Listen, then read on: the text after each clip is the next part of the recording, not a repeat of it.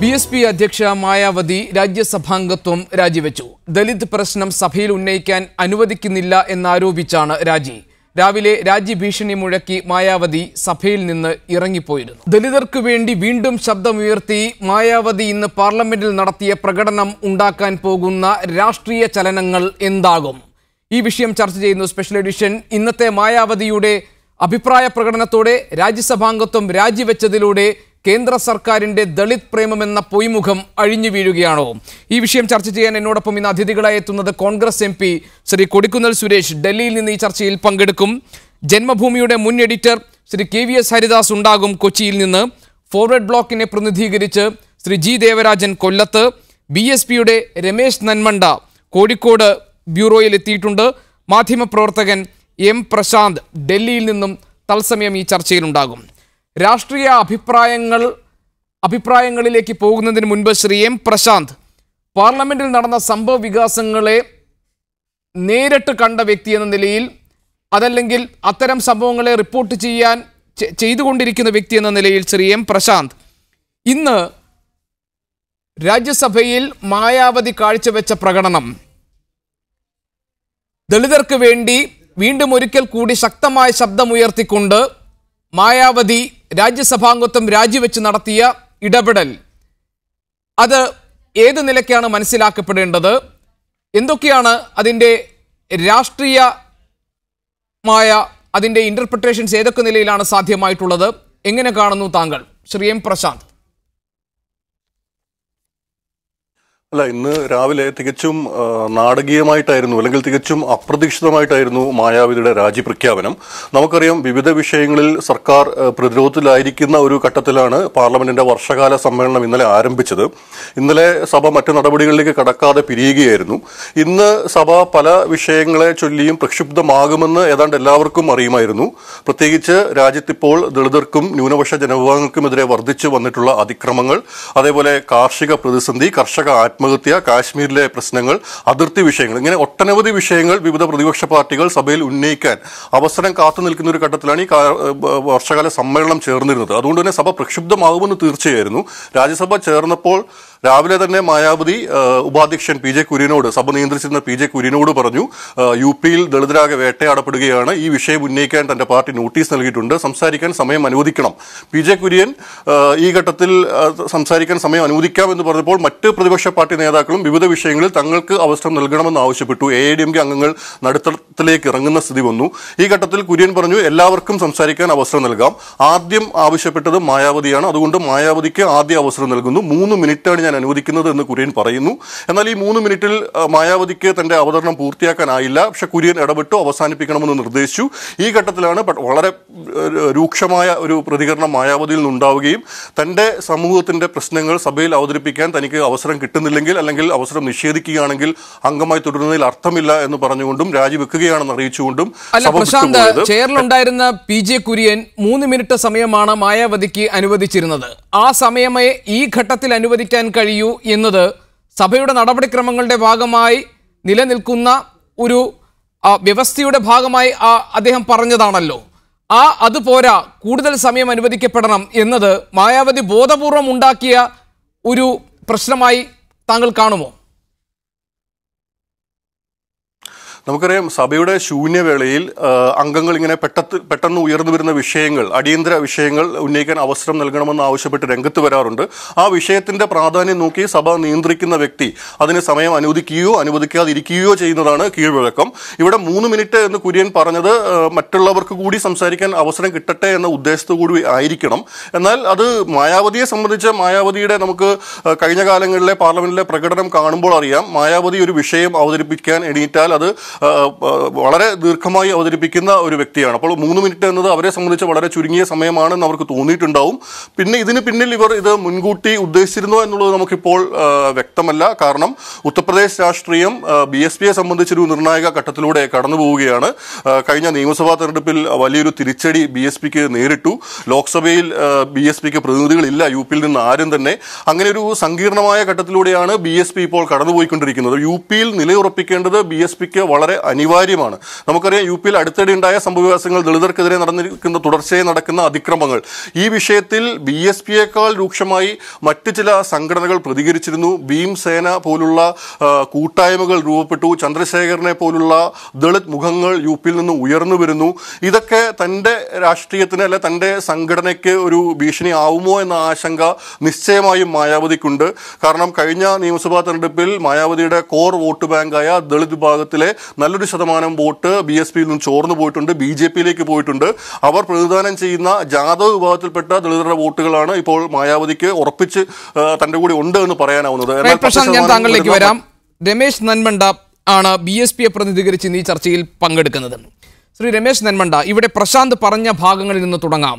ഹൈദരാബാദ് സർവകലാശാലയിലെ വിദ്യാർത്ഥിയായിരുന്ന രോഹിത് വെമുല, പടിഞ്ഞാറൻ ഉത്തർപ്രദേശിലെ ദളിത് നേതാവായി ഉയർന്നു വരുന്ന ഇവിടെ പ്രശാന്ത് സൂചിപ്പിച്ച ചന്ദ്രശേഖർ, ഗുജറാത്തിൽ നിന്നുള്ള ജിഗ്നേഷ് മേവാനി, ഇങ്ങനെ ദളിത് യുവതയുടെ പിന്തുണ നേടിയെടുക്കാൻ പാകത്തിലുള്ള ഒരു പുതിയ നേതൃനിര ഉയർന്നു വരാവുന്ന തരത്തിൽ ഒരു വിള്ളൽ അല്ലെങ്കിൽ ഒരു അകൽച്ച മായാവതിക്കും ദളിത് വിഭാഗങ്ങൾക്കുമിടയിൽ രൂപപ്പെട്ടിട്ടുണ്ടെന്നുള്ളതൊരു വസ്തുതയാണ്.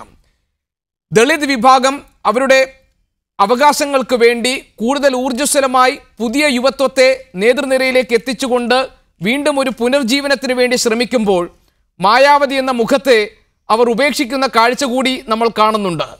അതിനെ മറികടക്കാൻ വേണ്ടിയുള്ള ഒരു രാഷ്ട്രീയ സൂത്രമായിരുന്നു ശ്രീ രമേശ് നെന്മണ്ട ഇന്ന് പാർലമെന്റിലെ മായാവതിയുടെ പ്രകടനം.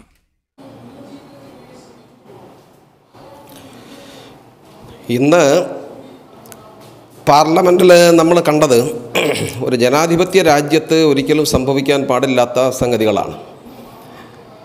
ഇത് നിരീക്ഷിക്കുന്ന ഏതൊരാൾക്കും മനസ്സിലാകും, രാജ്യത്ത് ഏറ്റവും കൂടുതൽ അടിച്ചമർത്തപ്പെടുന്ന ഒരു ജനത, പ്രത്യേകിച്ചും വളരെ വർഷങ്ങളായി ഇത്തരം അടിച്ചമർത്തലുകൾ വളരെ സജീവമായി നടന്നുകൊണ്ടിരിക്കുകയാണ്.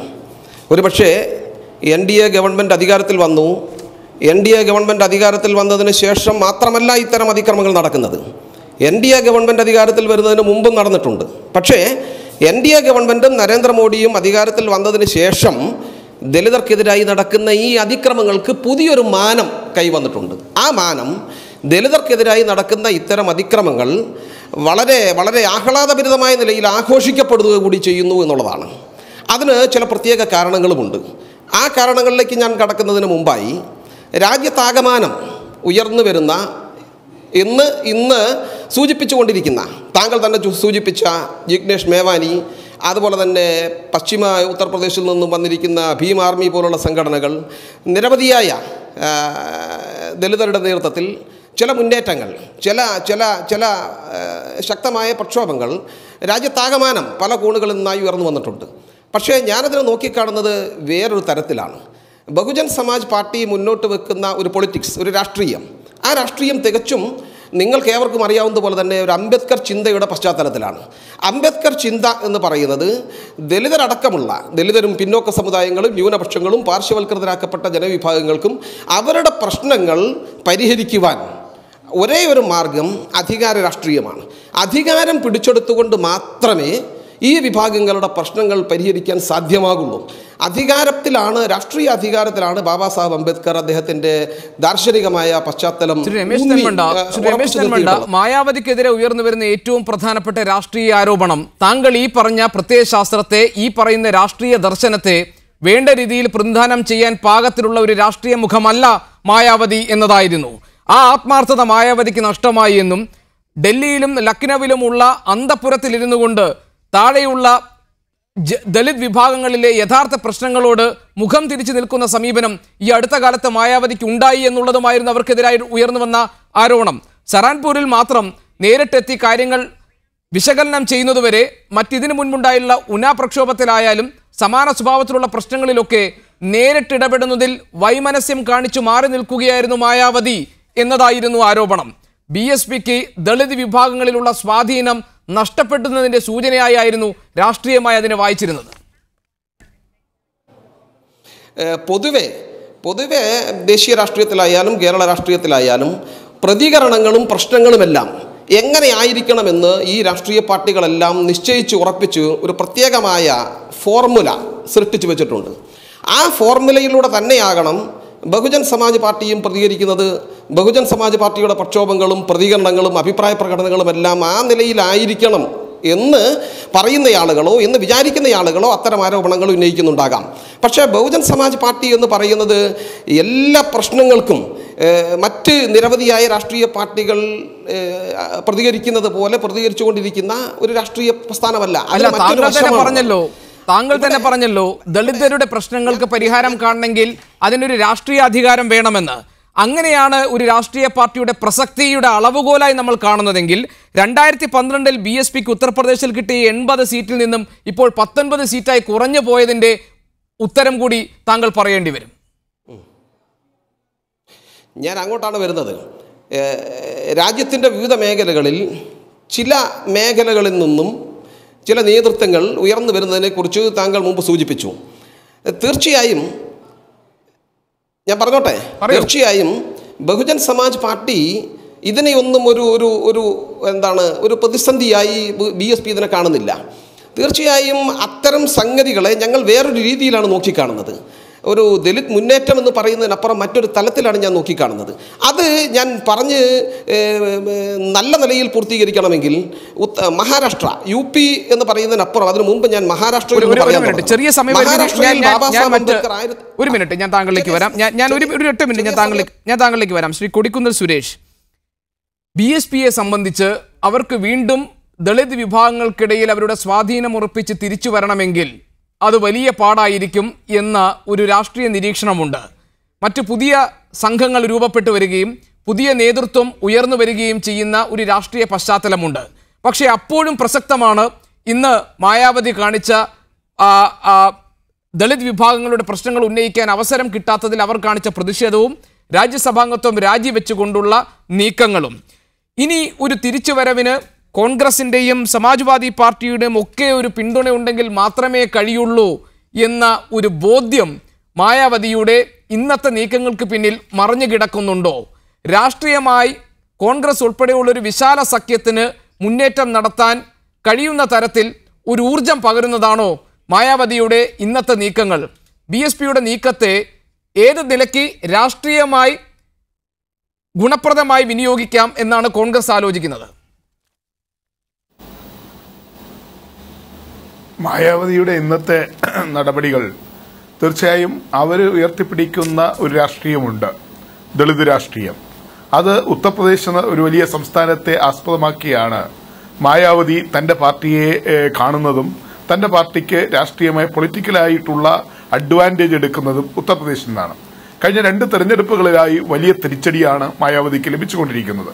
ഒരുപക്ഷെ മായാവതി അവിടെ പരീക്ഷിച്ച രസതന്ത്രങ്ങൾ, ദളിതരുടെ വോട്ട് പ്ലസ് ബ്രാഹ്മിൻസ് വോട്ട്, ദളിതര വോട്ട് പ്ലസ് പിന്നോക്കക്കാരുടെ വോട്ട്, ഇങ്ങനെ പല പല സമവാക്യങ്ങൾ പ്രയോഗിച്ചാണ് കഴിഞ്ഞ 2-3 തെരഞ്ഞെടുപ്പുകളിൽ മായാവതി ഒരു പ്രാവശ്യം ഉത്തർപ്രദേശ് അധികാരത്തിൽ വന്നത്. ആ ചില രസതന്ത്രങ്ങളുടെ അടിസ്ഥാനത്തിലാണ്.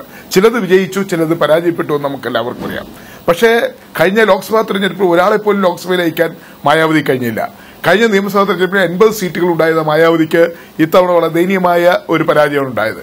ഇവിടെ നമുക്ക് കാണാൻ കഴിയുന്നത് അധികാരം കിട്ടിയപ്പോൾ ശ്രീമതി മായാവതി അല്ലെങ്കിൽ കുമാരി മായാവതി ദളിതിൽ നിന്ന് അകന്നു എന്നുള്ളതാണ്. നേരത്തെ പറഞ്ഞതുപോലെ അവർ വലിയൊരു ആഡംബര ജീവിതം നയിക്കുകയും പാർട്ടിയെ ആ രീതിയിലേക്ക് കൊണ്ടുവരികയും ചെയ്തു എന്നുള്ളതല്ലാതെ ഉത്തർപ്രദേശിലെ ദളിതർക്ക് ഒരു ബെനിഫിറ്റും 5 വർഷക്കാലത്തെ മായാവതിയുടെ ഭരണം കൊണ്ട് ലഭിച്ചില്ല എന്നുള്ളതാണ്. ദളിതർക്ക് മാത്രമുള്ള ദളിതരുടെ എല്ലാമായ ഒരു നേതാവ് എന്ന നിലയിലാണ് മായാവതി അധികാരത്തിൽ കൊണ്ടുവന്നത്. പക്ഷെ ആ 5 വർഷം മായാവതിക്ക് കാര്യമായി ഒന്നും ദളിതർക്ക് വേണ്ടി ചെയ്യാൻ കഴിഞ്ഞില്ല എന്ന് മാത്രമല്ല, ആ കിട്ടിയ അവസരം ദളിത് വിഭാഗങ്ങളുടെ ഉന്നമനത്തിന് വേണ്ടി വിനിയോഗിക്കുന്നതിന് പകരം ആ അധികാരം ഉപയോഗിച്ച് തന്റെ ആഠ്യത്വവും തന്റെ തൻപ്രമാണിത്വവും കാണിക്കാനാണ് മായാവതി ശ്രമിച്ചത് എന്നുള്ളതാണ് മായാവതിക്കുണ്ടായ ഏറ്റവും വലിയ ദുരന്തവും ഉത്തർപ്രദേശിൽ മായാവതിയിൽ നിന്ന് ദളിതർ അകലാനുള്ള കാരണവും. അതുകൊണ്ട് മായാവതിയെ സംബന്ധിച്ചിടത്തോളം അവിടെ അവർക്ക് തിരിച്ചു വന്നേ മതിയാവും. ആ ഉത്തർപ്രദേശിൽ അവർക്ക് നഷ്ടപ്പെട്ടുപോയ ദളിത് അടിത്തറ അവർക്ക് തിരിച്ചു പിടിച്ചേ മതിയാവും. അതിന് ഇപ്പോൾ അവരുടെ മുന്നിൽ വേറെ മാർഗമൊന്നുമില്ല. എന്ന് മാത്രമല്ല ഉത്തർപ്രദേശിലെയും ദളിതർ മായാവതിയെ പിന്തുണച്ച ദളിത് വിഭാഗങ്ങളൊക്കെ തന്നെ പുതിയ പുതിയ സമവാക്യങ്ങളിലേക്കും പുതിയ പുതിയ നേതൃത്വത്തിലേക്കും കടന്നു വന്നുകൊണ്ടിരിക്കുന്നു. അതിന്റെ അടിസ്ഥാനത്തിലാണ് ഭീം ആർമി ഉണ്ടായിരിക്കുന്നത്.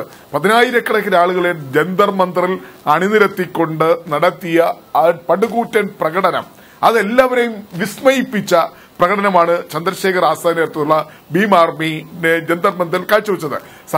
സഹറാൻപൂരിലുണ്ടായ കലാപത്തെ തുടർന്ന് അവിടെ ദളിതരെ ഉയർന്ന ജാതിയിൽപ്പെട്ട ആളുകൾ വേട്ടയാടുന്ന ഒരു സാഹചര്യം ഉണ്ടായി. നമുക്കറിയാം, അംബേദ്കറുടെ സ്റ്റാച്യു വെക്കുന്നതുമായി ബന്ധപ്പെട്ട വഴക്കാണ് അതൊരു. റൈറ്റ്, ഞാൻ വരാം. ശ്രീ ജി ദേവരാജൻ, ഉനാ സംഭവത്തിലായാലും സഹറാൻപൂർ കലാപത്തിന്റെ കാര്യത്തിലായാലും രോഹിത് വിമലയുടെ മരണത്തെ തുടർന്നുണ്ടായ സംഭവങ്ങളുടെ പശ്ചാത്തലത്തിലായാലും ഇതിലെല്ലാം പ്രതിസ്ഥാനത്ത് നിൽക്കുന്നത് കേന്ദ്ര സർക്കാരോ BJP ഭരിക്കുന്ന സംസ്ഥാന സർക്കാരുകളോ ആണ്. അവിടെ ദളിത് വിഷയങ്ങളിൽ ഈ സർക്കാർ കാണിക്കുന്ന ഇരട്ടത്താപ്പോ അല്ലെങ്കിൽ ഒരു മുഖംമൂടി സമീപനമോ അതിനെതിരെ ഒരു ശരിയായ ഒരു രാഷ്ട്രീയ നീക്കം നടത്താനോ അതല്ലെങ്കിൽ ഈ സർക്കാരിനെതിരെ ഒരു കുറ്റപത്രം ദളിത് വിഭാഗങ്ങൾക്കിടയിൽ അവർക്ക് ബോധ്യപ്പെടുന്ന തരത്തിൽ ഒരു കുറ്റപത്രം അവതരിപ്പിക്കാനോ ഇന്ന് മായാവതിയുടെ ഈ രാജി നീക്കത്തിലൂടെ സാധിക്കുമോ?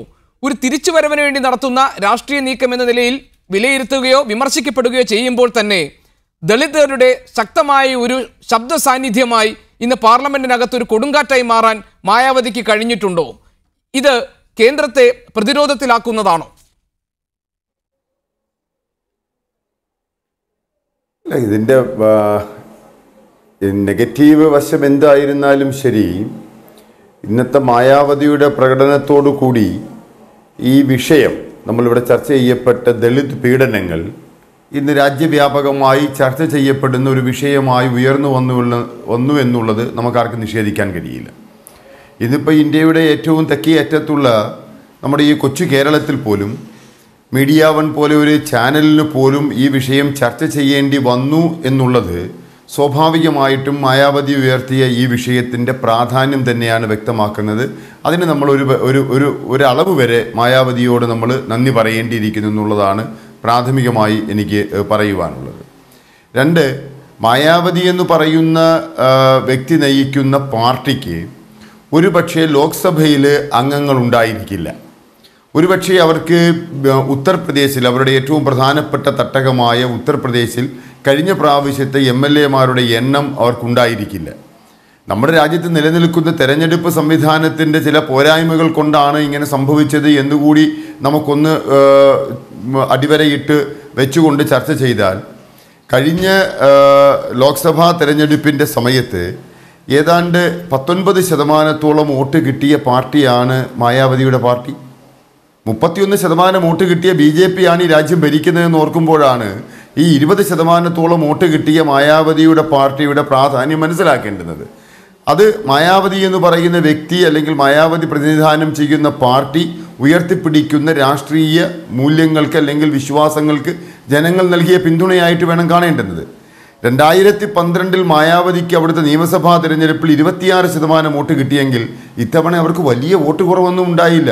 ഏതാണ്ട് 23% വോട്ട് ഇപ്പോഴും മായാവതിക്ക് ഉത്തർപ്രദേശിലുണ്ട്. അപ്പം 20-21% സ്ഥായിയായി വോട്ടുള്ള ഒരു രാഷ്ട്രീയ പാർട്ടിയുടെ ഏറ്റവും ഉന്നതയായ നേതാവ് അവർ പ്രതിനിധാനം ചെയ്യുന്ന രാഷ്ട്രീയത്തെ അവതരിപ്പിക്കുവാനുള്ള അവരുടെ അവസരം അത് ഉപയോഗിക്കുവാനാണ് ഇന്നവർ പാർലമെൻറ്റിൽ ശ്രമിച്ചത്. നമ്മൾ എത്ര ന്യായീകരണം പറഞ്ഞാലും ആ വിഷയം ഇന്ന് രാജ്യം ചർച്ച ചെയ്യപ്പെടേണ്ടുന്ന വിഷയമാണ് എന്ന് പുരോഗമന മനസ്സുള്ള ആരും തലകുലുക്കി സമ്മതിക്കുന്ന ഒരു പശ്ചാത്തലത്തിൽ അത് പറയുവാനുള്ള അവസരം അവർക്ക് നൽകേണ്ടതായിരുന്നു എന്നുള്ളതാണ് എൻ്റെ വിനീതമായ അഭിപ്രായം ഇക്കാര്യത്തിൽ. അതോടൊപ്പം തന്നെ ഈ വിഷയം മായാവതി ഉയർത്തി ഒറ്റ നിമിഷം ഞാൻ താങ്കളിലേക്ക് വരാം. ശ്രീ KVS ഹരിദാസ്, ഉത്തർപ്രദേശ് ഭരിക്കുന്ന യോഗി ആദിത്യനാഥ് ദളിതർക്കൊപ്പം സഹഭോജനം നടത്തിയതുകൊണ്ടോ അതല്ലെങ്കിൽ പശുവിൻ്റെ പേരിലുള്ള ആൾക്കൂട്ട കൊലപാതകങ്ങൾ ഒരു തരത്തിലും വെച്ചു പൊറുപ്പിക്കില്ല എന്ന് പ്രധാനമന്ത്രി പറഞ്ഞതുകൊണ്ടോ ദളിതരുടെ ഉന്നമനമാണ് ഈ സർക്കാർ മുഖ്യമായും ലക്ഷ്യമിടുന്നത് എന്ന് ആവർത്തിച്ചതുകൊണ്ടോ പരിഹരിക്കപ്പെടുന്നതോ മറച്ചുവെക്കാൻ കഴിയുന്നതോ അല്ല ഈ നാട്ടിൽ ദളിതർ ആക്രമിക്കപ്പെടുകയും അവർ ഇരയാക്കപ്പെടുകയും അവർ ടാർഗറ്റ് ചെയ്യപ്പെടുകയും ചെയ്യുന്ന സമകാലിക സാഹചര്യം എന്ന് രാജ്യത്തെ ബോധ്യപ്പെടുത്താൻ മായാവതിയുടെ ഇന്നത്തെ നീക്കത്തിന് കഴിഞ്ഞിട്ടില്ലേ? ജനാധിപത്യപരമായ സ്വാതന്ത്ര്യത്തെയും അവകാശങ്ങളെയും ഭൂരിപക്ഷം ലഭിച്ച ഒരു സർക്കാരിന്റെ സർവാധിപത്യ സ്വഭാവം കൊണ്ട് ഇല്ലാതാകുന്നു എന്നല്ലേ അവർ പുറത്തിറങ്ങി നടത്തിയ വാർത്താ സമ്മേളനത്തിലൂടെ രാജ്യത്തിന് പറഞ്ഞു കൊടുക്കാൻ ശ്രമിച്ചത്? അങ്ങനെയാണെങ്കിൽ തല കുനിക്കേണ്ടത് കേന്ദ്ര സർക്കാരല്ലേ? അല്ല ഗോപി, എനിക്ക് മനസ്സിലാവാത്ത ഒരു കാര്യം,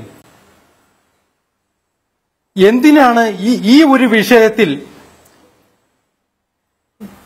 കേന്ദ്ര സർക്കാരിനെ പ്രതിക്കൂട്ടിലാക്കുന്നത്? ഇന്നിപ്പോ രാവിലെ രാജ്യസഭയില് മായാവതി ഒരു പ്രശ്നം ഉന്നയിക്കാൻ ശ്രമിച്ചു. അതിനാരാ തടസ്സം നിന്നത്? രാജ്യസഭയുടെ ഉപാധ്യക്ഷൻ PJ കുര്യനാണ്. അദ്ദേഹം പറഞ്ഞത് എന്താ 3 മിനിറ്റ് കൊണ്ട് കാര്യങ്ങൾ പറഞ്ഞോളൂ.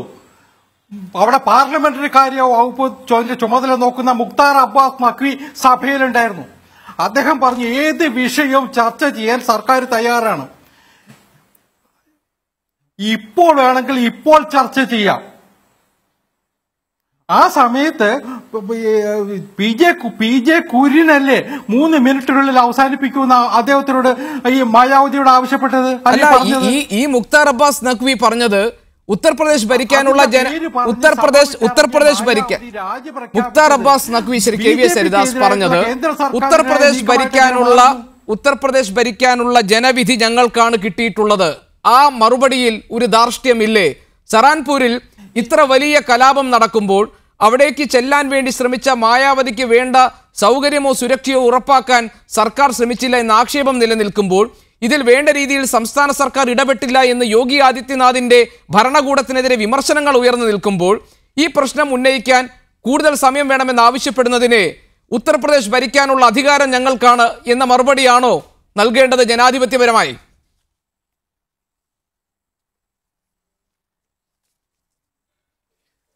അല്ല ഗോപി, നമ്മൾ തിരിച്ചറിയേണ്ട ചില കാര്യങ്ങളുണ്ട്. ഇതിന്റെ പിന്നിലുള്ള അല്ലെങ്കിൽ പിന്നാമ്പുറങ്ങളിലുള്ള കഥകൾ നമ്മൾ കാണാതെ പോയിക്കൂടാ. ഈ കഴിഞ്ഞ യു പി നിയമസഭാ തെരഞ്ഞെടുപ്പില് മായാവതിക്കുണ്ടായ കനത്ത തിരിച്ചടിയുടെ കഥകൾ ഇപ്പോൾ വിശദീകരിച്ചു കഴിഞ്ഞു. 19 സീറ്റാണ് അവർക്ക് അവിടെ ഉള്ളത്. മായാവതിയുടെ രാജ്യസഭാ ടൈം 5-8 മാസം കൂടിയുണ്ട്. 8 മാസം കഴിഞ്ഞാൽ മായാവതിക്ക് രാജ്യസഭയിലേക്ക് തിരിച്ചു വരാൻ കഴിയില്ല എന്നുള്ളത് എല്ലാവർക്കും അറിയാം. അതിന്റെ ഒരു മുൻകൂർ ജാമ്യം അവരെടുക്കാൻ ഞാൻ ഇവിടെ നിന്ന് ഇറങ്ങിപ്പോകുന്നു. ഈ കാലാവധി കഴിഞ്ഞാൽ അവര് പാട്ടും പാടി ഇറങ്ങിപ്പോകേണ്ടി വരും. 19 MLA-മാരെ വെച്ചുകൊണ്ട് തിരിച്ചു വരാൻ പറ്റില്ല എന്ന് എല്ലാവർക്കും അറിഞ്ഞൂടെ? അതിന്റെ ഒരു രാഷ്ട്രീയമായിട്ടുള്ള മുൻകൂർ ജാമ്യമാണ് ഇന്ന് അവരെടുത്തത്. അവർ ഉന്നയിക്കാൻ ശ്രമിച്ച പ്രശ്നമുണ്ടാവും, ഞാൻ അതിനെ കുറ്റപ്പെടുത്തുന്നില്ല. രാഷ്ട്രീയമായിട്ട് BJP-യെ കേന്ദ്ര സർക്കാരിനെ വിമർശിക്കാനുള്ള അധികാരവും അവകാശവും ഒക്കെ അവർക്കുണ്ട്. അത് അവർ കാണിച്ചോട്ടെ, അതിനുള്ള അവകാശം അവർക്കുണ്ട്. ഞാൻ വരാം. ശ്രീ കൊടിക്കുന്നിൽ സുരേഷ്, താങ്കൾ എന്തോ പറയാൻ വേണ്ടി കൈ ഉയർത്തിയല്ലോ. അതെ, ഞാൻ പറയാൻ ശ്രമിച്ചത് ഈ വിഷയം തന്നെ ലോക്സഭയിലും ഞാൻ ഇന്ന് അടിയന്തര പ്രമേയം കൊടുത്തിരുന്നു. ലോക്സഭയിലും രാജ്യസഭയിലെ പ്രൊസീഡിങ്സ് രണ്ടാണ്. ലോക്സഭയിലെ ക്വസ്റ്റ്യൻ അവർ കഴിഞ്ഞിട്ടാണ് 0 അവർ വരുന്നത്.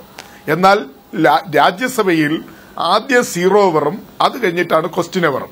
എന്നാൽ ലോക്സഭയിൽ ഞാൻ അടിയന്തര പ്രമേയം നോട്ടി കൊടുത്തു ഇന്ത്യ ഒട്ടാകെ നടക്കുന്ന ദളിത് അക്രമങ്ങളും പീഡനങ്ങളും, അതുകൂടാതെ ഉത്തർപ്രദേശിലെ സഹറൻപൂരിൽ നടന്നിരിക്കുന്ന കലാപങ്ങൾ, ഇതിനെ തുടർന്നുണ്ടായിട്ടുള്ള രാഷ്ട്രീയ സാഹചര്യം, ലോക്സഭാ നടപടികൾ നിർത്തിവെച്ച് ചർച്ച ചെയ്യണമെന്ന് ആവശ്യപ്പെട്ടുകൊണ്ട് ഞാൻ അഡ്ജർമെന്റ് മോഷൻ അടിയന്തര പ്രമേയം ഞാൻ കൊടുക്കുകയുണ്ടായി. ആ അടിയന്തര പ്രമേയത്തിന് സ്പീക്കർ അനുമതി നിഷേധിച്ചു. എന്ന് മാത്രമല്ല, ഒട്ടനവധി വിഷയങ്ങൾ ഉന്നയിച്ചുകൊണ്ട് മറ്റ് പാർട്ടികളും വിവിധ പാർട്ടികളുടെ മെമ്പർമാര് ലോക്സഭയുടെ നടുത്തളത്തിൽ ഇറങ്ങിയതിനു ശേഷം ക്വസ്റ്റ്യൻ അവർ അവസാനിപ്പിച്ചുകൊണ്ട് ലോക്സഭ പിരിയുകയാണ്, അല്ലെങ്കിൽ അഡ്ജോൺമെന്റ് ചെയ്യുകയാണ് സ്പീക്കർ ചെയ്തത്.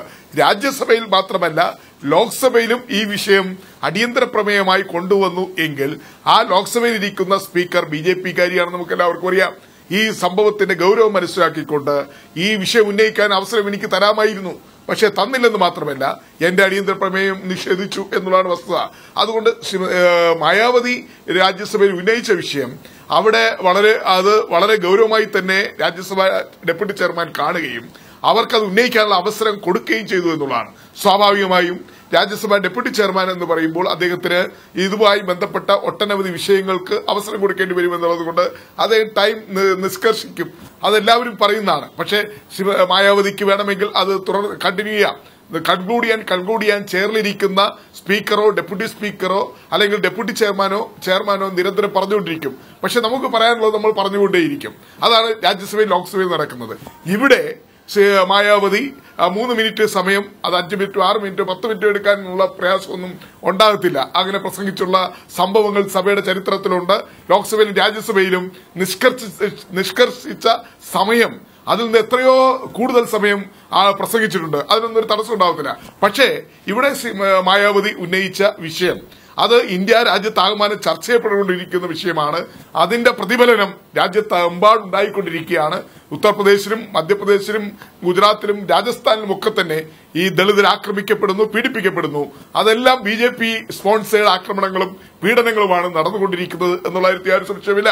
ഇത് മറ്റ് വിഷയങ്ങൾ ചർച്ച ചെയ്യുമ്പോൾ ഈ വിഷയം നമ്മുടെ രാജ്യസഭയിലും ലോക്സഭയിലും ചർച്ച ചെയ്യപ്പെടാതെ പോകുന്നു.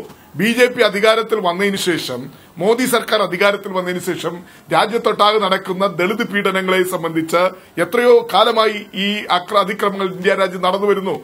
മൈനോറിറ്റിക്കെതിരായുള്ള ആക്രമണം നടന്നു വരുന്നു. ഈ വിഷയങ്ങൾ ചർച്ച ചെയ്യാൻ ഒരിക്കലും രാജ്യസഭയിൽ ലോക്സഭയിൽ അവർ തയ്യാറായിട്ടില്ല. ദളിത് വിഷയത്തിൽ രാജ്യസഭാംഗത്വം രാജിവെച്ച മായാവതിയുടെ നടപടി രാഷ്ട്രീയ നീക്കമോ അതോ പൊളിറ്റിക്കൽ സ്റ്റണ്ടോ? ചർച്ച തുടരാം ഇതേ അതിഥികളുമായി ഇടവേളയ്ക്ക് ശേഷം. ശ്രീ രമേശ് നെന്മണ്ട, നരേന്ദ്രമോദി അധികാരത്തിൽ വന്ന ശേഷം ഗോസംരക്ഷണത്തിന്റെ പേരിൽ നിരവധി ആക്രമണങ്ങൾ ഉണ്ടായിട്ടുണ്ട്. മുസ്ലിങ്ങൾക്കും ദലിതർക്കുമെതിരെയായിരുന്നു പ്രധാനമായും ആക്രമണങ്ങൾ ഉണ്ടായത്. ആ സമയത്തൊന്നും വേണ്ട രീതിയിൽ ഇടപെടാതിരിക്കുകയും ഇപ്പോൾ ശ്രീ കൊടിക്കുന്നിൽ സുരേഷ് പറഞ്ഞതുപോലെ തന്നെ പാർലമെന്റ് രാജ്യസഭയ്ക്കകത്തും വേണമെങ്കിൽ 3 മിനിറ്റ് സമയം അനുവദിക്കപ്പെട്ടിട്ടുള്ളൂ എങ്കിൽ പോലും ഈ വിഷയത്തിൽ ദീർഘമായി സംസാരിക്കുക എന്നത് കീഴ്വഴക്കം അനുസരിച്ച് തന്നെ സാധ്യമാണ് എന്നിരിക്കലും അത്തരം സാധ്യതകളെ പ്രയോജനപ്പെടുത്താതെ 2018 ഏപ്രിലിൽ കാലാവധി തീരാൻ പോകുന്ന മായാവതിയെ സംബന്ധിച്ച്, രാജ്യസഭാംഗത്വം കാലാവധി തീരാൻ പോകുന്ന മായാവതിയെ സംബന്ധിച്ച് ഇപ്പോൾ നടത്തിയിട്ടുള്ള ഈ പ്രകടനം അത് വ്യക്തമായും ചില സ്വന്തം താല്പര്യങ്ങളും ഉദ്ദേശത്തോടും കൂടിയുള്ളതാണ് എന്ന് വ്യാഖ്യാനിച്ചാൽ അതിനെ എങ്ങനെ തെറ്റു പറയാൻ കഴിയും? അത്തരം വ്യാഖ്യാനങ്ങൾ അതങ്ങനെ വ്യാഖ്യാനിക്കാൻ ബാധ്യതപ്പെട്ടവർക്ക് അങ്ങനെ വ്യാഖ്യാനിക്കാവുന്നതാണ്. രാജ്യത്താകമാനം ദലിതർക്ക് നേരെ നടന്ന എല്ലാവിധമായ അതിക്രമങ്ങളിലും ന്യൂനപക്ഷങ്ങൾക്കെതിരെ നടക്കുന്ന ഇത്തരം കടന്നാക്രമണങ്ങളിലുമെല്ലാം പാർട്ടിയുടെ ദേശീയ അധ്യക്ഷ ബഹൻ മായാവതിജി വളരെ ശക്തമായി പ്രതിഷേധിച്ചിട്ടുണ്ട്. ഇങ്ങനെ പ്രതിഷേധിച്ചിട്ടില്ല എന്ന് പറയുന്നത് യാഥാർത്ഥ്യത്തിന് നേരെ പുറംതിരിഞ്ഞു നിന്നുകൊണ്ടാണ്. ഈ ഹൈദരാബാദ് സെൻട്രൽ യൂണിവേഴ്സിറ്റിയിൽ രോഹിത് വെമുല പ്രശ്നങ്ങളുണ്ടായപ്പോൾ പാർലമെൻറ്റിൽ ഈ വിഷയം സജീവമായി വളരെ അഗ്രസീവായ നിലയിൽ ഉന്നയിച്ചത് ബഹൻ മായാവതിജിയാണ്. ഉന്നാസ് സംഭവം ഉണ്ടായ സമയത്ത് പാർലമെന്റിൽ ഈ വിഷയം ഉന്നയിച്ചത്, രാജ്യസഭയിൽ ഈ വിഷയം ഉന്നയിച്ചത് ബഹൻ മായാവതിജിയാണ്. ഈ ഹൈദരാബാദ് സെൻട്രൽ യൂണിവേഴ്സിറ്റിയിൽ രോഹിത് വെമുലയുടെ അമ്മയെയും കുടുംബത്തെയും കണ്ട് അവർക്ക് സാമ്പത്തിക സഹായമടക്കം അവരോട് അനുകൂലമായ നിലപാട് സ്വീകരിച്ചത്, അവിടെ ചെന്ന് ഇടപെട്ടത് ബഹൻ മായാവതിജിയുടെ നേതൃത്വത്തിലാണ്. ഉനയിൽ പാർട്ടിയുടെ രാജ്യസഭാംഗം വീർ സിംഗിന്റെ നേതൃത്വത്തിലാണ് പാർട്ടിയുടെ ദേശീയ കമ്മിറ്റിയുടെ പ്രതിനിധി സംഘം ഹൈദരാബാദിൽ രോഹിത് വെമുലയുടെ വീട്ടിൽ ചെന്നവരെ കണ്ട് സമാശ്വസിപ്പിച്ച് വേണ്ട സഹായങ്ങൾ ചെയ്തു കൊടുത്തത്. അതുപോലെ മായാവതി നേരിട്ട് ചെന്നില്ല, രാജ്യസഭാംഗം വീർ സിംഗിനെ വിടുകയാണ് ചെയ്തതെന്ന ആക്ഷേപം അന്നും ഉണ്ടായിരുന്നു. മായാവതി നേരിട്ട് പോയില്ല, വീർ സിംഗിനെ വിടുകയാണ് ചെയ്തത് എന്ന ആക്ഷേപം അന്നും ഉണ്ടായി. അതെ, വീർ സിംഗിന്റെ നേതൃത്വത്തിൽ പാർട്ടിയുടെ പ്രതിനിധി സംഘത്തെ വിട്ടു. ഉനയിൽ പ്രശ്നങ്ങളുണ്ടായ സമയത്ത് ബഹൻ മായാവതി തന്നെ നേരിട്ട് ആശുപത്രിയിൽ ചെന്നവരെ അവരെ കണ്ടു, അവർക്ക് സാമ്പത്തിക സഹായം ചെയ്തു, മറ്റെല്ലാ സംഗതികളും ചെയ്തു. ഇതെല്ലാം ഉന്നയിക്കേണ്ടിടത്ത് ഉന്നയിക്കുന്നുണ്ട്, ഇതെല്ലാം ഇടപെടലുകൾ നടത്തുന്നുണ്ട്. പക്ഷേ മായാവതി ഒന്നും ചെയ്യുന്നില്ല എന്ന നിലയിൽ കാര്യങ്ങൾ കൊണ്ടെത്തിക്കാൻ മാധ്യമങ്ങളടക്കം ഈ തരത്തിലുള്ള വലിയ കുപ്രചരണങ്ങളാണ് രാജ്യത്ത് നടന്നുകൊണ്ടിരിക്കുന്നത്. ഞാൻ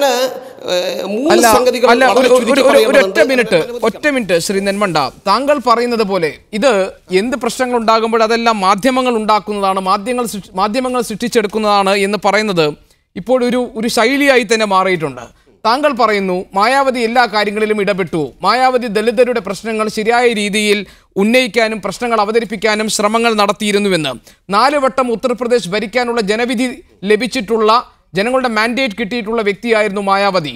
അവർ ദലിതരുടെ ജീവിതത്തിൽ എന്തുതരം മാറ്റങ്ങൾ ഉണ്ടാക്കാൻ അവർക്ക് കഴിഞ്ഞു എന്നുള്ളത് ഒന്നാമത്തെ ചോദ്യം.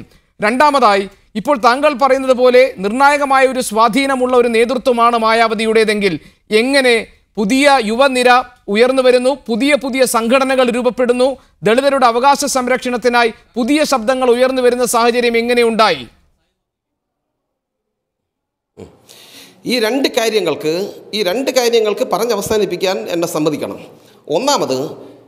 ഒന്നാമത് ദലിതർക്ക് മായാവതി എന്ത് ഗുണം ചെയ്തു, ഏത് നിലയിൽ ഉയർത്തി? തൊട്ട് മുമ്പ് ഇടവേളയ്ക്ക് മുമ്പ് ശ്രീ കൊടിക്കുന്ന് സുരേഷ് MP ഒരു കാര്യം സൂചിപ്പിച്ചു. മായാവതി ആ അർത്ഥത്തിലൊരു പരാജയമാണ്, ഒന്നും ചെയ്യാൻ കഴിഞ്ഞിട്ടില്ല എന്ന നിലയിൽ അദ്ദേഹം സൂചിപ്പിക്കുകയുണ്ടായി. ഞാൻ പറയട്ടെ,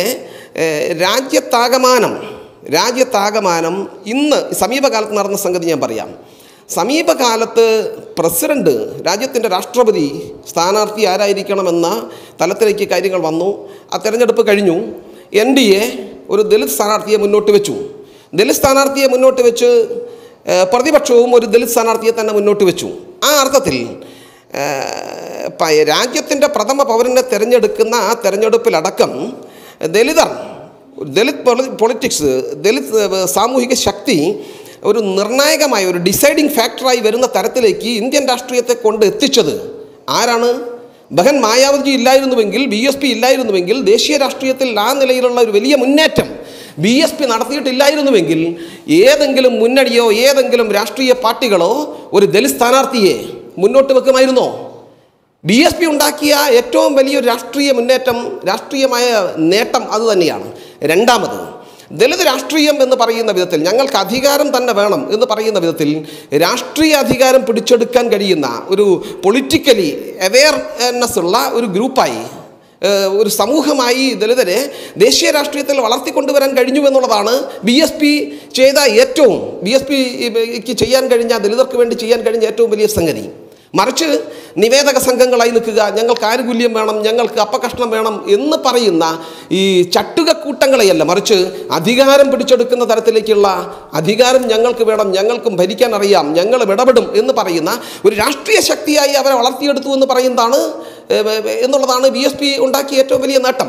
അതല്ലാതെ BSP ഉത്തർപ്രദേശിൽ ഭരിച്ചപ്പോൾ നിരവധിയായ സംഗതികൾ ചെയ്തിട്ടുണ്ട്. ഇതൊന്നും കാണാതെ മായാവതിക്കൊന്നും കഴിഞ്ഞിട്ടില്ല. ഞാൻ വരാം. ശ്രീ എം പ്രശാന്ത്, മായാവതി എന്ന ഒരു കൾട്ട് ഫിഗർ അല്ലെങ്കിൽ മായാവതി എന്നൊരു പൊളിറ്റിക്കൽ ഫിഗർ ഉത്തർപ്രദേശിൽ നിന്നും മാഞ്ഞു പോകാൻ ഇടയാക്കിയ സാഹചര്യം യഥാർത്ഥത്തിൽ എന്തായിരുന്നു?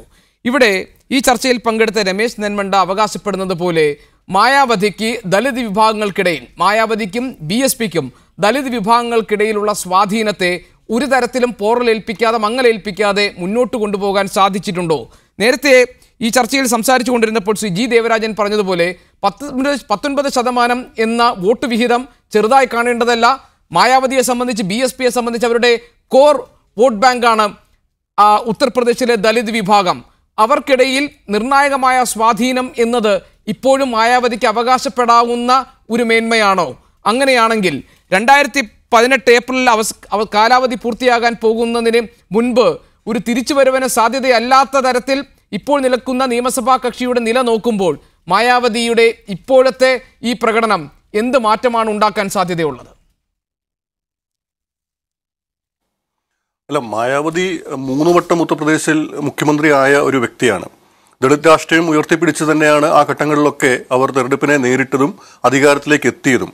ഇവിടെ BSP നേതാവ് പറഞ്ഞതുപോലെ അധികാര രാഷ്ട്രീയം അതാണ് ഞങ്ങൾ ഉയർത്തിപ്പിടിക്കുന്നതെന്നും ഞങ്ങൾക്ക് ഭരിക്കാൻ അറിയാം എന്ന് തെളിയിക്കുകയാണ് BSP അല്ലെങ്കിൽ മായാവതി ഉദ്ദേശിച്ചതെന്നും അദ്ദേഹം പറഞ്ഞു. അത് നല്ല കാര്യം.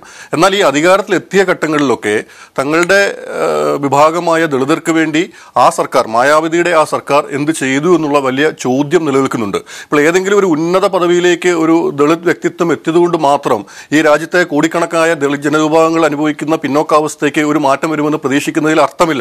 ഇവിടെ ഉപരാഷ്ട്രപതി സ്ഥാനത്ത് KR നാരായണൻ 90കളുടെ തുടക്കത്തിലെത്തി, അദ്ദേഹം രാഷ്ട്രപതി സ്ഥാനത്തെത്തി. ചീഫ് ജസ്റ്റിസ് സ്ഥാനത്ത് ദളിത് വിഭാഗത്തിൽ നിന്ന് നേതാവെത്തി.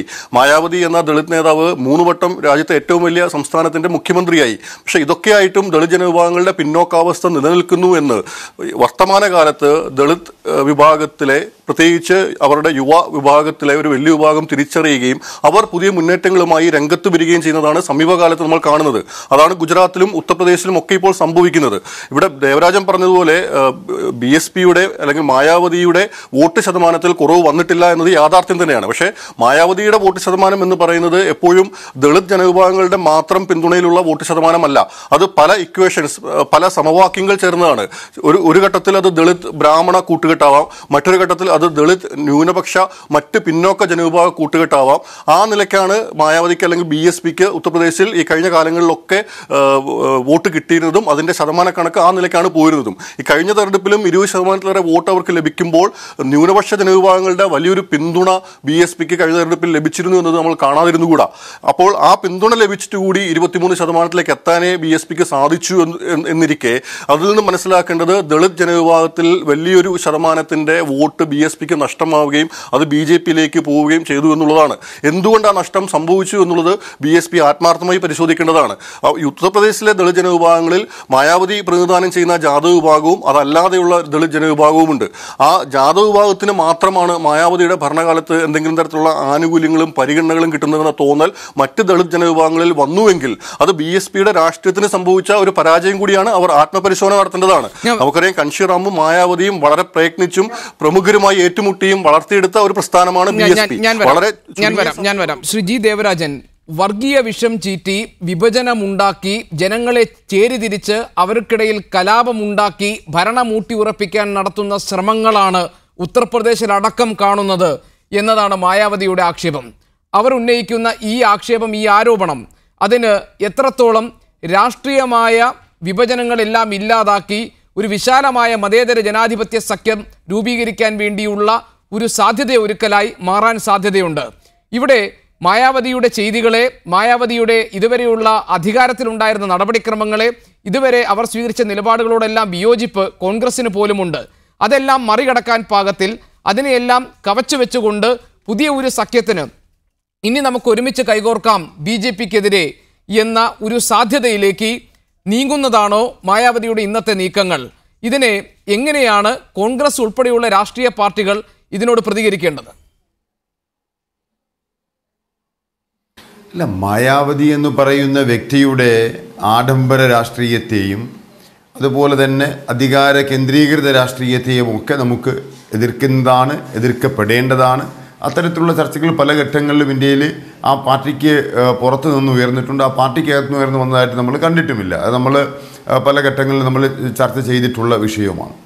ഇവിടെ ഇപ്പം മായാവതി ഉയർത്തിക്കൊണ്ടുവന്ന ഈ വിഷയം വിശേഷിയ ഉത്തർപ്രദേശിനെ സംബന്ധിച്ചിടത്തോളം ഉത്തർപ്രദേശിലെ കഴിഞ്ഞ നിയമസഭാ സമ്മേളനത്തിൽ മേശപ്പുറത്ത് വെച്ച ഒരു രേഖയുണ്ട്. ആ രേഖയിൽ യോഗി ആദിത്യനാഥ് മുഖ്യമന്ത്രിയായിട്ടുള്ള ഉത്തർപ്രദേശിലെ 100 ദിവസത്തെ ഭരണകാലയളവിനിടയിൽ 1229 കൊലപാതകങ്ങൾ നടന്നിരിക്കുന്നു. അതിൽ മിക്കതും ദളിത് ന്യൂനപക്ഷങ്ങളുടെ പീഡനത്തിലൂടെ നടന്നിട്ടുള്ള കൊലപാതകങ്ങളാണ്. 1321 ബലാത്സംഗ കേസുകൾ റിപ്പോർട്ട് ചെയ്തിട്ടുണ്ട്. അതിലും പലതും ന്യൂനപക്ഷ ദളിത് മേഖലകളിലാണ് നടന്നിട്ടുള്ളത്. 1201 കൊള്ളകൾ നടന്നിട്ടുണ്ട്. നമ്മൾ ഡൽഹിയിൽ നിന്ന് വളരെ അധികമല്ലാതെയുള്ള ഉത്തർപ്രദേശിൻ്റെ ബോർഡറിൽ പോലും നിരന്തരമായി റോഡിലൂടെ പോകുന്ന വാഹനങ്ങൾ തടഞ്ഞു നിർത്തി കൊള്ളയടിക്കുന്ന സംഭവങ്ങൾ ഡൽഹിയിൽ റിപ്പോർട്ട് ചെയ്തിട്ടുണ്ട്. 100 ദിവസത്തെ ഒരു ഗവൺമെൻറ്, അപ്രതീക്ഷിതമായി വന്നൊരു മുഖ്യമന്ത്രിയുടെ നേതൃത്വത്തിൽ ഉണ്ടാക്കിയ ഒരു ഗവൺമെൻറ്റിൻ്റെ ഒരു പ്രവർത്തനമായി ഗവൺമെൻറ് തന്നെ മുന്നോട്ട് വെച്ച അല്ലെങ്കിൽ മേശപ്പുറത്ത് വെച്ച റിപ്പോർട്ടിലാണ് ഇതുള്ളത്. അപ്പോൾ സ്വാഭാവികമായിട്ടും അവിടുത്തെ ക്രമസമാധാന നിലയെക്കുറിച്ച് വളരെയേറെ ആശങ്കയുണ്ട് എന്നുള്ളൊരു യാഥാർത്ഥ്യമാണല്ലോ. അത്തരമൊരു പശ്ചാത്തലത്തിലാണ് മായാവതിയെ പോലെയുള്ള പാർട്ടികൾ അല്ലെങ്കിൽ സമാജ്വാദി പാർട്ടിയെ പോലെയുള്ളവർ ഈ വിഷയത്തെ ഉയർത്തിക്കൊണ്ടുവരാൻ ശ്രമിക്കുന്നത്. BJP അവിടെ കൂടുതൽ സീറ്റുകൾ നേടി അധികാരത്തിൽ വന്നുവെങ്കിലും ഏതാണ്ട് 21%, 22% വോട്ടുകളുള്ള മായാവതിയും 21% വോട്ടുകളുള്ള സമാജ്വാദി പാർട്ടിയും കൂടി ചേർന്നാൽ ഇത് രണ്ടും ഒരു വലിയ പ്രതിപക്ഷം തന്നെയല്ലേ? അവിടെ ജനങ്ങളുടെ വോട്ടുകൾ ഇവർക്കും കിട്ടിയിട്ടുണ്ടല്ലോ. ജനങ്ങളുടെ വോട്ടുകൾ കിട്ടിയ ഏതാണ്ട് 39% വോട്ടുകൾ കിട്ടിയ 40% വോട്ടുകൾ കിട്ടിയ BJP ഭരിക്കുന്നു എന്നതിനപ്പുറം 42-45% വോട്ടുകൾ കിട്ടിയ ഒരു പ്രതിപക്ഷത്തെ പാർട്ടികൾ അവിടെയുണ്ട്. മായാവതിയും സമാജ്വാദി പാർട്ടിയും ഒക്കെ തന്നെ ഇത് ഉത്തരവാദികൾ കൂടിയാണെന്നുള്ളതാണ് എൻ്റെ ആരോപണവും. ഇവർ രണ്ടുപേരും കൂടി പരസ്പരം പോരടിച്ച് BJP പോലെയുള്ളൊരു പാർട്ടി അധികാരത്തിൽ കൊണ്ടുവന്നതിന് ശേഷം ഇപ്പോൾ തെരുവിൽ വിലപിച്ചിട്ട് കാര്യമില്ല. അവിടെ ഒരുമിച്ച് നിൽക്കേണ്ട ഘട്ടത്തിൽ ഒരുമിച്ച് നിൽക്കേണ്ടതായിരുന്നു. കാരണം വരാൻ പോകുന്ന അപകടം എന്താണെന്ന് മനസ്സിലാക്കുവാനുള്ള ദീർഘവീക്ഷണം നേതാക്കന്മാർക്കും ഉണ്ടാകേണ്ടതായിരുന്നു. അതവിടെ ഉണ്ടാകാതെ പോയി എന്നുള്ളതാണ്. ഇന്നിപ്പോൾ സഭയിൽ സംഭവിച്ച കാര്യങ്ങളെ സംബന്ധിച്ച് ശ്രീ കൊടിക്കുന്നിൽ സുരേഷ് MP ഇവിടെ സൂചിപ്പിച്ചൊരു കാര്യമുണ്ടല്ലോ. അതിൽ ഒരു കാര്യം കൂടി കൂട്ടിച്ചേർക്കാൻ കൂടി ഞാൻ ആഗ്രഹിക്കുന്നു. റൂൾ 264 എന്ന രാജ്യസഭയിലെ ചട്ടമനുസരിച്ച് ഇന്നലെ തന്നെ മായാവതി ഈ വിഷയം ഉന്നയിക്കുവാൻ നോട്ടീസ് കൊടുത്തിരുന്നതാണ്. അങ്ങനെയുള്ള നോട്ടീസ് കിട്ടിയതിൻ്റെ അടിസ്ഥാനത്തിലാണ് ഇത് ചർച്ചയ്ക്ക് കൊണ്ടുവരുന്നത്. ശ്രീ സുരേഷിനും അറിയാമായിരിക്കാം, 264 ചട്ടമനുസരിച്ച് നൽകപ്പെടുന്ന നോട്ടീസിന് അനുവാദം നൽകിയാൽ സമയം നിശ്ചയിച്ച് നൽകാൻ പാടില്ല. അങ്ങനെ ഒരു കീഴ്വഴക്കം ഉണ്ടായിട്ടില്ല. ഇന്നിവിടെ അങ്ങനെ ഒരു കീഴ്വഴക്കം ഉണ്ടായി എങ്കിൽ അങ്ങനെ ഒരു തീരുമാനമെടുത്തതിൻ്റെ പിറകിലെ ചേതോവികാരം എന്താണെന്ന് നമുക്കറിയണം. അത് മാത്രമല്ല, സഹാറൻപൂർ അക്രമത്തിന് പിന്നിൽ വർഗീയ വിദ്വേഷം വളർത്താനും സംഘർഷം സൃഷ്ടിക്കാനുമുള്ള സർക്കാരിന്റെ ബോധപൂർവമായ ശ്രമങ്ങളുണ്ട് എന്ന ആരോപണത്തിന്റെ പേരിലാണ് കേന്ദ്ര സർക്കാരിന് നേരെ ദലിത് വിഷയങ്ങൾ ഉന്നയിച്ചുകൊണ്ട് ഈ പ്രശ്നത്തിൽ സംസാരിക്കാൻ അനുമതി ആവശ്യപ്പെട്ടുകൊണ്ട് മായാവതി ഇന്ന് രാജ്യസഭയിൽ ശ്രമിച്ചതും അതാണ് തടസ്സപ്പെട്ടതും അവിടെയാണ് പ്രതിഷേധമുണ്ടായതും അതുകൊണ്ടാണ് ഈ പ്രതിഷേധത്തിന് പുതിയ രാഷ്ട്രീയ മാനങ്ങളുണ്ട് എന്ന് പറയേണ്ടി വരുന്നതും.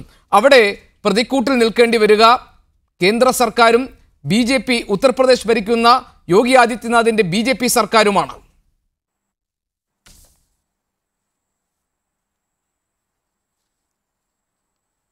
കോബി, എനിക്ക് ആവശ്യത്തിന് സമയം തരണം. ഞാൻ 2-3 വിഷയങ്ങളുണ്ട് ഇതിനകത്ത്. ഒന്നാമത്തേത്, ഈ കഴിഞ്ഞ UP നിയമസഭാ തെരഞ്ഞെടുപ്പില് ഏതാണ്ട് UPയിൽ 85ഓളം സംവരണ മണ്ഡലങ്ങളുണ്ട്. അതിൽ 65 എണ്ണത്തിലും ജയിച്ചത് BJP സ്ഥാനാർത്ഥികളാണ്. കോൺഗ്രസ് പാർട്ടിക്ക് ഒരൊറ്റ സീറ്റിൽ പോലും അവിടെ ജയിക്കാൻ കഴിഞ്ഞിട്ടില്ല. UPയിൽ മായാവതിയാണ് ബാക്കി കുറച്ച് സീറ്റുകളിൽ ജയിച്ചത്. ഇതാണ് യുപിയിലെ രാഷ്ട്രീയ സ്ഥിതി. ഞാൻ പറഞ്ഞു വരുന്നത് യുപിയിലെ പട്ടികജാതി വിഭാഗക്കാർക്കിടയിൽ BJPക്ക് അത്രമാത്രം സ്വാധീനം ഉണ്ടാക്കാൻ കഴിഞ്ഞിട്ടുണ്ട്.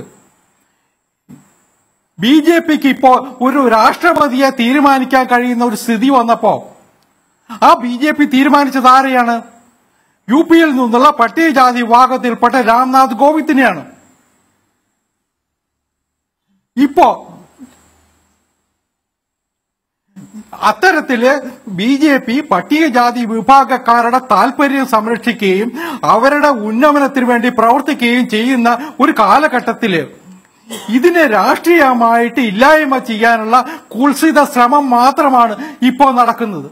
അത് ഇന്ത്യയിലെ പ്രതിപക്ഷത്തിന്റെ രാഷ്ട്രീയമായ ഗതികേടാണ്. ഇപ്പൊ കൊടിക്കുന്നിൽ സുരേഷ് ഇവിടെ ഉണ്ടല്ലോ. ലോകസഭയിലെ സംവരണ മണ്ഡലങ്ങളുടെ കണക്കൊന്ന് എടുത്തു നോക്കൂ.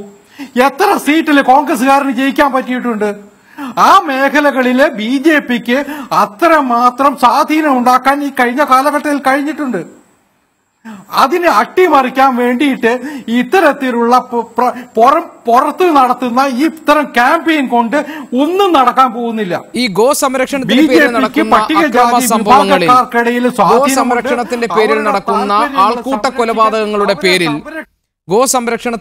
നടക്കുന്ന ആൾക്കൂട്ട കൊലപാതകങ്ങളുടെ പേരിൽ സംസ്ഥാന സർക്കാരുകൾ നടപടി സ്വീകരിക്കണം എന്ന് കേന്ദ്രം ആവശ്യപ്പെട്ടിരുന്നല്ലോ. അതിൽ അത്തരം നിർദ്ദേശങ്ങൾ നൽകിയ ശേഷവും ഇത് ആവർത്തിക്കപ്പെടുന്നതിന് എന്ത് ന്യായീകരണമാണുള്ളത്? ഗോസംരക്ഷണത്തിന്റെയും ബീഫിന്റെയും പേരിൽ രാജ്യത്ത് നടക്കുന്ന കൊലപാതകങ്ങളിൽ അതൃപ്തി പ്രകടിപ്പിച്ചുകൊണ്ട് രംഗത്ത് വന്നത് രാഷ്ട്രപതി തന്നെയാണ്. ഇതിൽ ഇരയാക്കപ്പെടുന്നവർ, കൊല്ലപ്പെടുന്നവർ ദളിത് പിന്നാക്ക വിഭാഗങ്ങളിൽപ്പെട്ടവരാണ് എന്നത് എന്തുകൊണ്ട് ഈ സർക്കാരിന് ഒരു ആശങ്കയായി മാറുന്നില്ല? എന്തുകൊണ്ടാണ് ഇത്തരം വിഷയങ്ങൾ ഉന്നയിക്കപ്പെടുന്ന വേദികളിൽ അത് ഉന്നയിക്കപ്പെടുന്നവർ നിശബ്ദരാക്കപ്പെടുന്നത്? അത്തരം ചോദ്യങ്ങൾ നിലനിൽക്കുന്നുണ്ട്.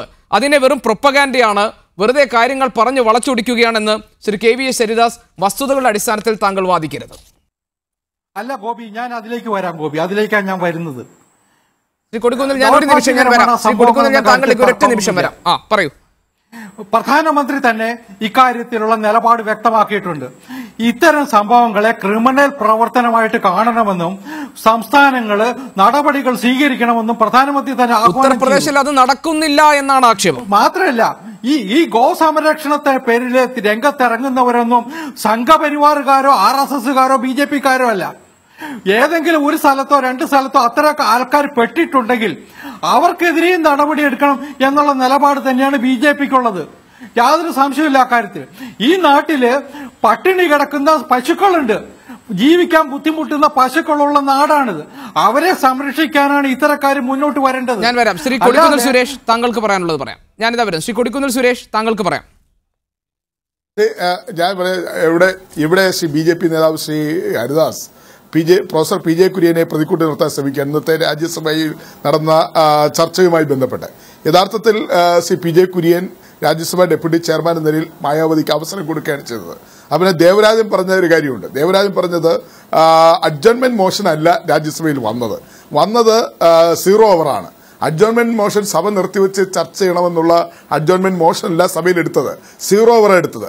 ആ 0 ഓവറിൽ എല്ലാ രാഷ്ട്രീയ പാർട്ടികൾക്കും സഭ തുടങ്ങിയത് ഇന്നലെയാണ്. ഇന്നലെ തുടങ്ങിയപ്പോൾ സഭ സമ്മേളിച്ചില്ല, സഭ അഡ്ജോൺ ചെയ്തു. ഇന്നാണ് സഭ നടന്നത്. അപ്പോൾ എല്ലാ പാർട്ടിക്കാരും നോട്ടീസ് കൊടുത്തിരുന്നു, വിവിധ വിഷയങ്ങളെ സംബന്ധിച്ച് നോട്ടീസ് കൊടുത്തിരുന്നു. അതിന്റെ അടിസ്ഥാനത്തിൽ ഓരോ വിഷയങ്ങളെ സംബന്ധിച്ച് നേതാക്കന്മാരെ, പ്രതിപക്ഷത്തുള്ള നേതാക്കന്മാരെ സംസാരിക്കാൻ വിളിക്കുകയാണ് ചെയ്തത്. അതിന്റെ അടിസ്ഥാനത്തിൽ ആദ്യം മായാവതിയെ വിളിച്ചത്. ഇതിനകത്ത് PJ കുര്യൻ ഒരു തെറ്റും ചെയ്തിട്ടില്ല. ചട്ടപ്രകാരം PJ കുര്യൻ പ്രവർത്തിച്ചു. അദ്ദേഹം മായാവതിക്ക് അവസരം കൊടുത്തു. മായാവതിയെ ഒരു ടൈം സാധാരണ സഭയുടെ അധ്യക്ഷന്മാർ ചേർന്നിരിക്കുന്നവര് തീരുമാനിക്കുന്ന ഒരു സ്വാഭാവിക നടപടിയാണ്. അത് മാത്രമേ PJ കുര്യൻ ചെയ്തിട്ടുള്ളൂ. ഹരിദാസ് മനഃപൂർവ്വം PJ കുര്യന്റെ മേൽ അത് കെട്ടിവെക്കുകയും ഇതിന്റെ രാഷ്ട്രീയം കൂടി പറയും. ശ്രീ കൊടിക്കുന്നിൽ സുരേഷ്, ഇത് മായാവതിയുടെ ഇന്നത്തെ നീക്കത്തിൽ കോൺഗ്രസ് എന്തെങ്കിലും രാഷ്ട്രീയമായ സാധ്യതകൾ കാണുന്നുണ്ടോ? നിങ്ങൾ എന്തെങ്കിലും ഒരു പൊളിറ്റിക്കൽ സാധ്യത കാണുന്നുണ്ടോ?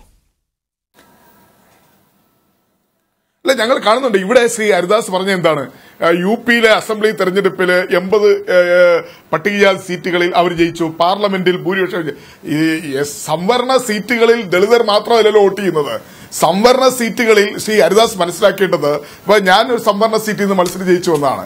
എന്റെ മണ്ഡലത്തിൽ പട്ടികജാതിക്കാർ മാത്രമല്ല, പട്ടികജാതിക്കാർ കൂടുതൽ ഉണ്ടെങ്കിലും അത് മൊത്തത്തിലുള്ള മണ്ഡലങ്ങളുടെ എണ്ണം നോക്കുമ്പോൾ പട്ടികജാതിക്കാർ കൂടുതലുണ്ടെങ്കിൽ ആ മണ്ഡലം സംവരണമാക്കുന്നു. പക്ഷെ അവിടെ മറ്റ് സമുദായങ്ങളുണ്ട്. പട്ടികജാതിക്കാരെക്കാൾ 4 ഇരട്ടി അംഗസംഖ്യയുള്ള മറ്റു ജാതിക്കാരും സമുദായക്കാരും അവിടെ ഉണ്ട്.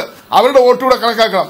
അവരുടെ വോട്ട് വെച്ചിട്ടാണ് ഈ സീറ്റിൽ ഇവർ ജയിച്ചിരിക്കുന്നത്. അല്ലാതെ പട്ടികജാതിക്കാരുടെ വോട്ട് കൊണ്ടാണ് ഞങ്ങൾ 80 സീറ്റിൽ 60 സീറ്റ് ജയിച്ചത്, അല്ലെങ്കിൽ ലോക്സഭയിൽ ഞങ്ങൾ ഇത്രയും സീറ്റുകൾ ജയിച്ചതെന്ന് നിരന്തരം പറഞ്ഞുകൊണ്ടിരിക്കുന്നത് ശുദ്ധ അസംബന്ധമാണ് ഹരിദാസും അതുപോലെ തന്നെ BJP നേതാക്കളും പറയുന്നത്. അല്ല, അത് മാത്രമല്ല ഹരിദാസ് ഇത് പറയുമ്പോൾ തന്നെയാണ് സഹാറൻപൂരിൽ ഈ പറയുന്ന കലാപങ്ങൾ ഉണ്ടാകുന്നതും. ശ്രീ KVS ഹരിദാസ്, താങ്കൾ ഈ ദളിത് പ്രേമത്തെ കുറിച്ച് പറയുമ്പോൾ തന്നെയാണ്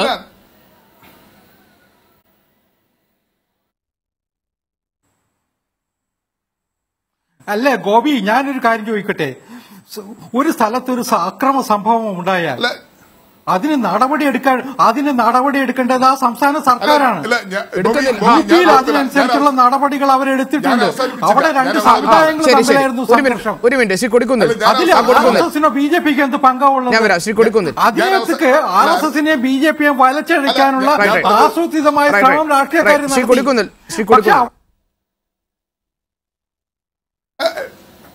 ഇന്ത്യ രാജ്യത്ത് ഞാനിപ്പോ ശ്രീ ഹരിദാസ് പറഞ്ഞ 2 കാര്യങ്ങൾ ഞാൻ ഇവിടെ ക്ലാരിഫൈ ചെയ്തു. ഒന്ന് രാജ്യസഭ ഡെപ്യൂട്ടി ചെയർമാന്റെ കാര്യത്തിൽ, മറ്റൊന്ന് സംവരണ സീറ്റുകൾ BJP ജയിച്ച കാര്യം. കഴിഞ്ഞ ലോക്സഭയില് ഭൂരിപക്ഷം, അതായത് കഴിഞ്ഞ ലോക്സഭയില് സംവരണ സീറ്റുകൾ കൂടുതലും കോൺഗ്രസ് ജയിച്ചത്. ലോക്സഭയിൽ ജയിച്ചു. അതെന്താ, കോൺഗ്രസിനാണ് മെജോറിറ്റി ഉണ്ടായിരുന്നത്.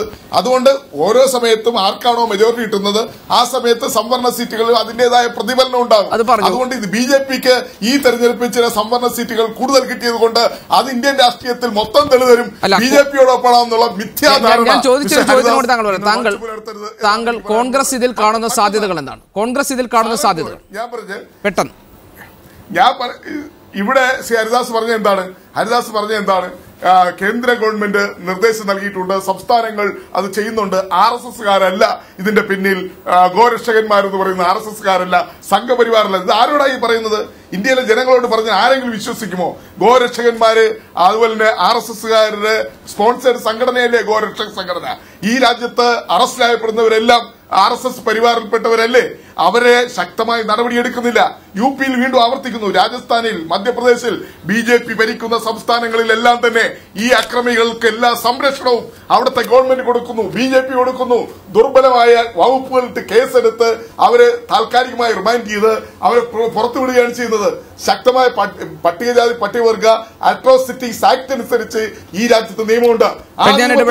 മായാവതിയുടെ ഇന്നത്തെ നീക്കം ഏത് തരത്തിലുള്ള രാഷ്ട്രീയ ചലനങ്ങൾക്കാണ് വഴിവെക്കുക എന്നത് നമുക്ക് കാത്തിരുന്ന് കാണാം. വളരെയധികം നന്ദി Shri Kodikunnil Suresh, Shri KVS Haridas, Shri G Devarajan, Shri Ramesh നെന്മണ്ട, Shri M Prashant ഈ ചർച്ചയിൽ ഭാഗമായത്.